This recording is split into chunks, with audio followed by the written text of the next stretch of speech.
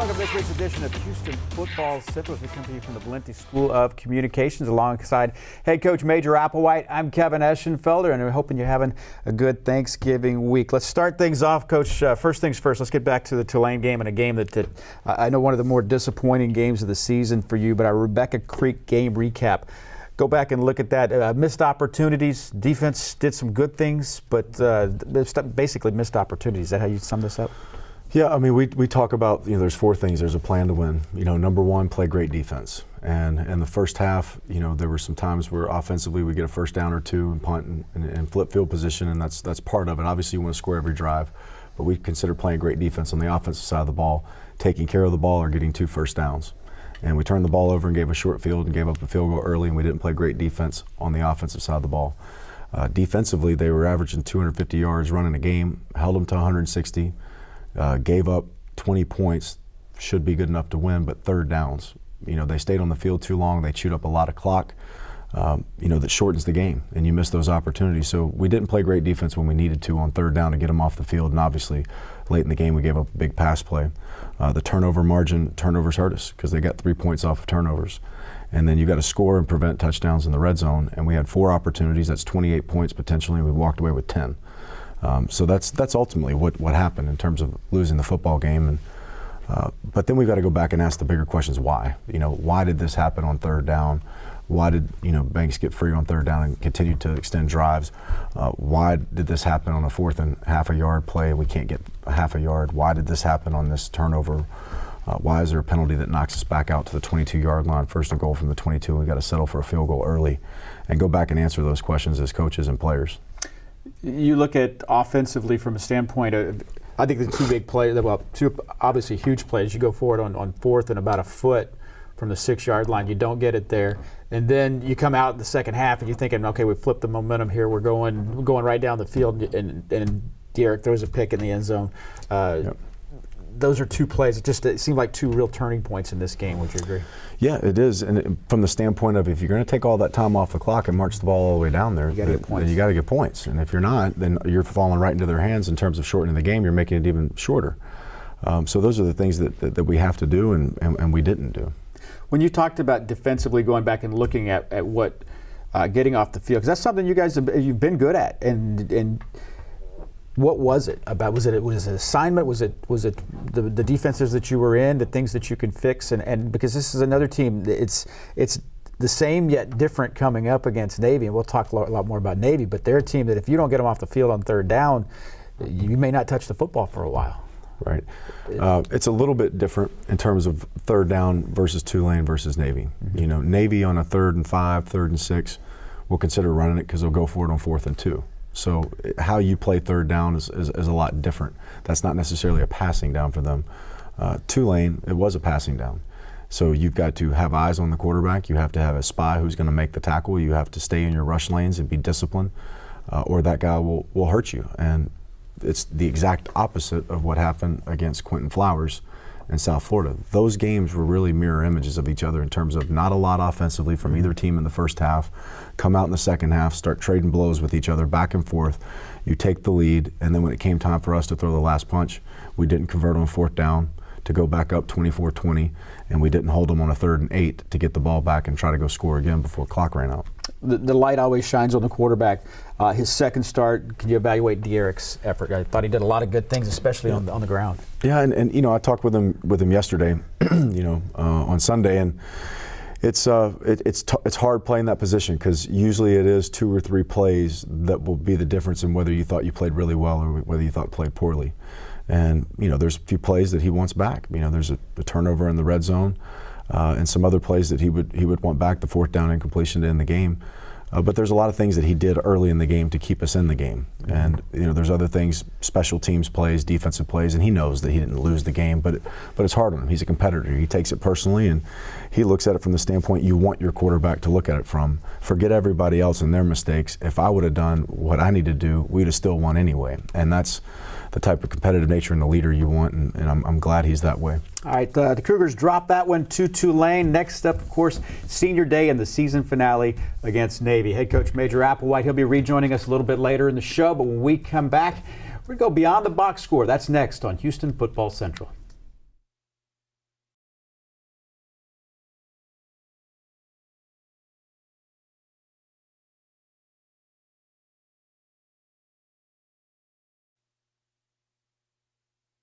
Houston Football Central is brought to you by TDECU, your credit union.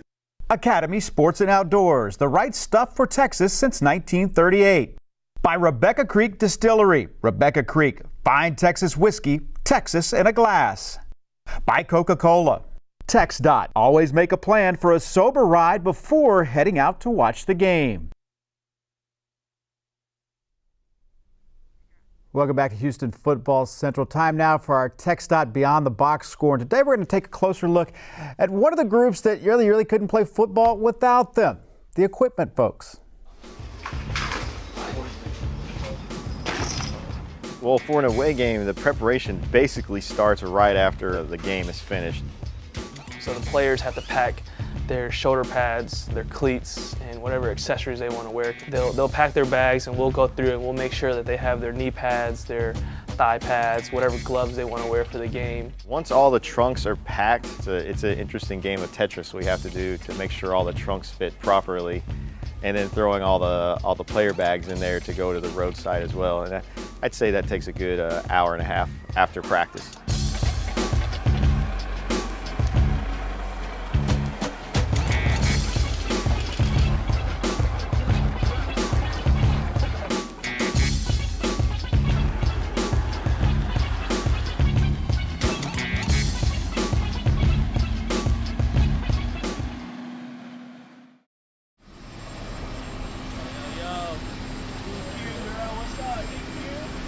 Like anybody who know that you can't do this all by yourself. You're going to have help to make this piece in the cog go. That's a good lesson for these guys. To prepare them for the real world is to just put your head down, go to work, and do what you can to help other people be successful. My name is Vin Tran. I am a senior student manager. I'm responsible for putting the layout, offenses on one side, defenses on the other. And while I'm doing that, everyone else is unloading the truck. So the first things that come off are the player bags. So as I'm doing number plates, the player bags slowly start coming in and they just start piling up because they wait for me to finish the numbers. And then once we separate the bags, everyone just unpacks the bag, rolls it up. We'll go to game day loops. Then after loops, we'll do the jerseys. After jerseys, we'll do the pants. After the pants, we do the gloves because each player gets a brand new pair of gloves on game day. While we're doing the locker room, we have two other people doing the coaching stuff. So they're knocking out the coaches and staff locker room while we're doing the player locker room. We all know our jobs on the road, so that way we can knock it out as fast as we can.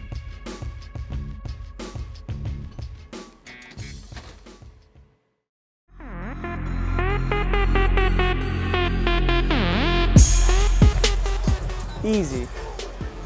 I can do this in my sleep. What? I told you, people are way too comfortable around. Go, do it again. Dilly dilly.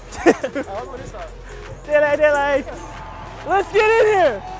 Hey, link up, link up, link up, link up, link up, link up. Kevin, link up, let's go, let's go. Man, I really can't explain it. Like, it's really fun. Hey, let's go. Juice, juice, juice, juice, juice. And it's really just in the heat of the moment type of thing, it's just whatever I feel I'll do. It's the best part of the game, is Section 8. When I hear Section 8, I start getting goosebumps because I know it's showtime. Once you get post game, it's a free-for-all as far as trying to make sure trunks and bags are getting on as well, because we're on a time clock because we have to get everything packed up before we leave to go to the airport. My former boss always used to say it's kind of like NASCAR. It's like you get in, get everything out, and then pack everything back up, and it's back on the truck, and then you're out for another game. All right, more to come here on Houston Football Central. When we come back, Major Applewhite will rejoin us for Academy Sports and Outdoors 4 Downs.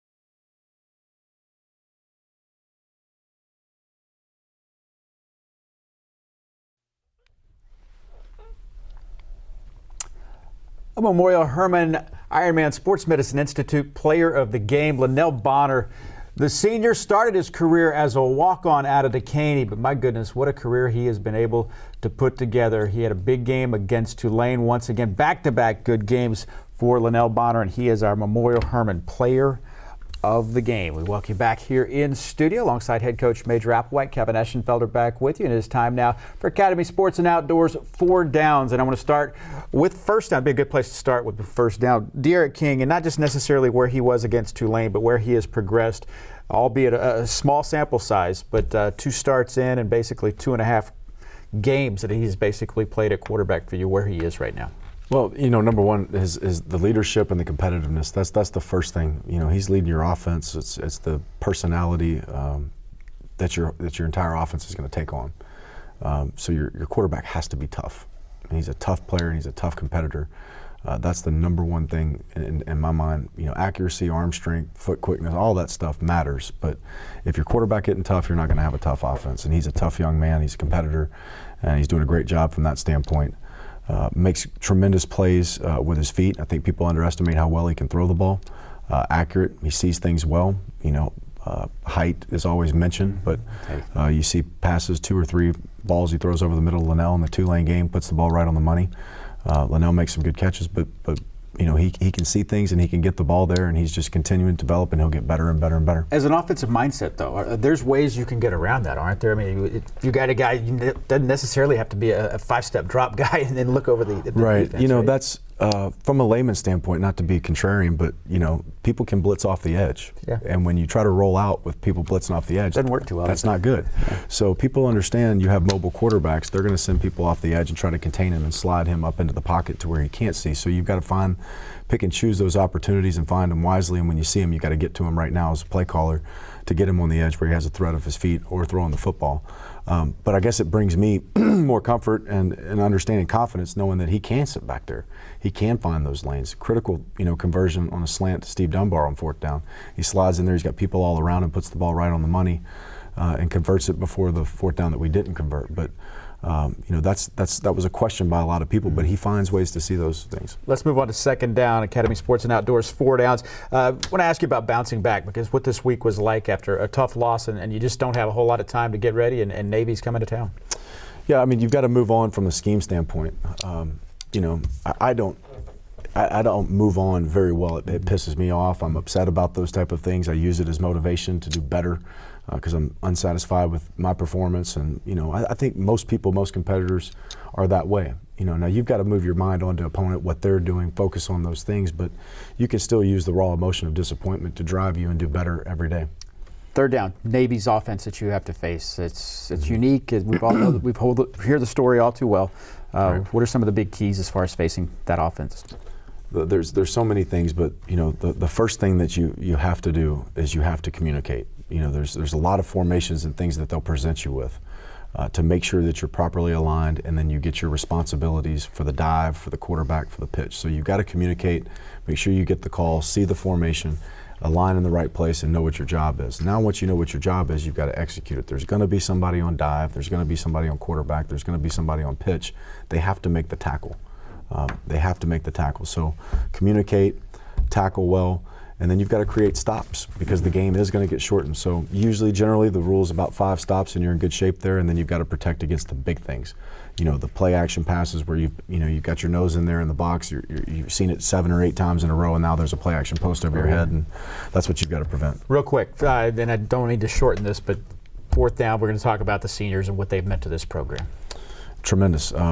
What these guys have done, I don't want to make it sound like they've been through everything, but sure. But they have. These guys have had 3 head coaches. They've never questioned anything. They've always fought hard. I told them the other day, have we always played well this season? No. Have we always played hard? Yes. And we're going to continue to get better and develop ourselves as coaches and players. But these guys have done a tremendous job of helping this program get back on a national level.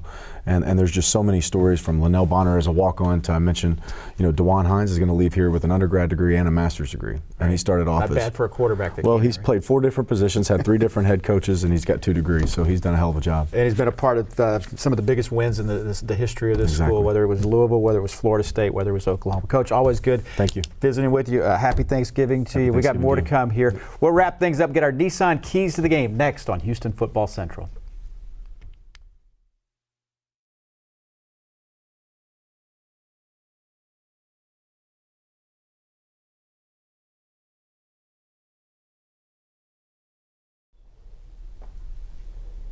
Welcome back to Houston Football Central. I'm Dayon Dunlap. Joining us today, we have starting partner Dane Roy. G'day. Dane, prior to coming to Houston, you were selling ice cream in Australia. Tell us about that. What made you come here and pursue a football career?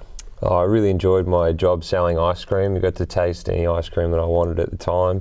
But I got to a point in my career where I stagnated and couldn't get any further without the appropriate piece of paper that said you had the qualifications. So, and at the same time that I was doing some punting back in Australia, everything just worked out, and I won a competition, and I just decided to take the opportunity and further my career, both in athletics and also in business. And hopefully I've made the right choice. I think I have, and I can see myself going back to Australia in the future and just climbing that ladder again in career.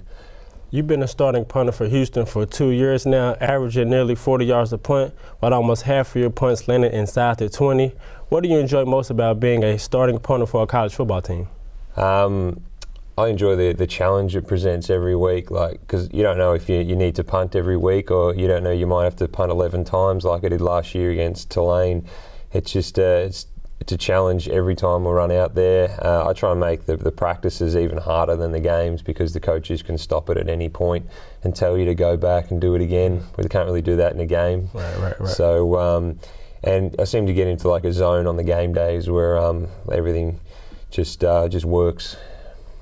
Kind of slows down for you in the game, because that kick competition in the AFL is kind of similar to a Super Bowl here in the United States. So tell us about that whole experience when you won the kick competition, what led to you coming to Houston and starting being a punter. Yeah, there's only been 1 year of this kick competition. I was lucky enough to win it all. A friend tagged me in a competition on Facebook and said, you're a big kicker, you should go into this competition. So I entered it, lined up on the next weekend when they had tryouts, and then a couple months later I was doing another competition when they had different brackets. Okay. And then finally I got to the final, and it is our AFL Grand Final, biggest day of the year, 100,000 people in the stadium, and managed to get onto I think it was an 80-yard kick. They just the distance in the air was 80 yards or something, so pretty happy with that. And then won the competition, learned how to punt, went to America as part of the prize. Saw I think it was the Saints versus the Panthers down in New Orleans. Okay. That was the first time I went to America. And then I think it was a Saturday night in a casino in a bar there, because obviously I'm over age, I can indulge. Yeah. I was looking at all the TVs and I saw how big college football was, and I'm like, wow, this is pretty big. I should give this a crack. And then I decided to. Well, thank you, Dane, for joining us. We're going to get ready to wrap this up. Let's check out the Wingstop play of the game. Back to pass goes Banks, pump fakes. Now he'll throw it downfield, and it is intercepted by Houston at the 21-yard line, at the 30, at the 40-yard line. Now running to the left is Isaiah Johnson. 45-yard line, makes a man miss there. Midfield in Tulane territory at the 45, running left to the 40 and knocked out of bounds at the 37-yard line. So Isaiah Johnson providing us with our Wingstop play of the game. When we come back here on Houston Football Central, it is our Nissan Keys to the Game. But first, our Bud Light Cougar moment. And for that, we pay tribute to the senior class of 2017, the second most winning class in program history with 36 wins. A win over Navy, and they will tie for the most ever. Also a part of 3 of the biggest wins in the history of this football program.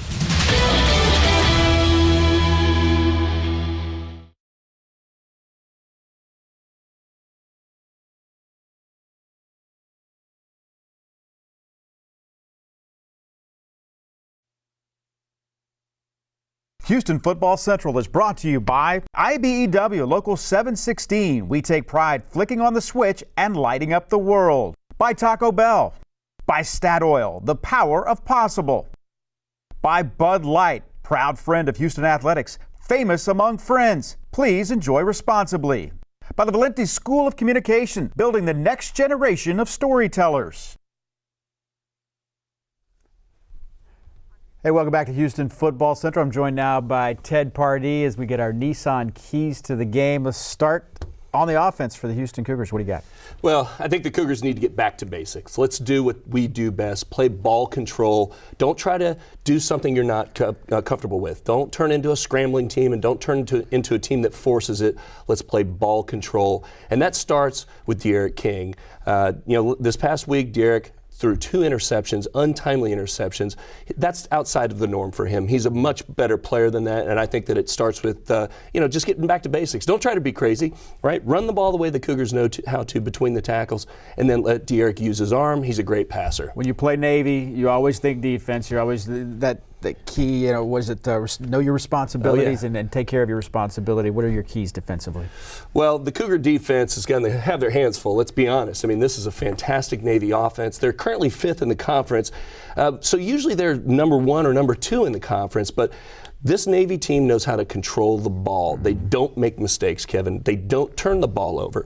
Those are a couple of key things that are going to hurt the Cougars, and it's going to force the Cougars to play sound and don't fall for the old quarterback fake keeper. Everybody's got assignment football when you're playing against a triple option. Somebody's got to have the quarterback, and somebody's got to have the pitch man. Easier said than done. About 20 seconds left. Thanksgiving, the distractions, is it easier to focus, or is it harder to focus kids on a week like this? Well, I think that you're rolling off of a tough loss. I think the guys are going to be laser focused. This is an important game for the team, and I think they know that. All right, Houston Cougars and the Midshipmen of Navy. It is the regular season finale of 2017, Friday, 11 a.m. at TD-ECU Stadium. Thanks so much for being with us for this week's edition of Houston Football Central. Have a happy Thanksgiving, and we'll see you again next week.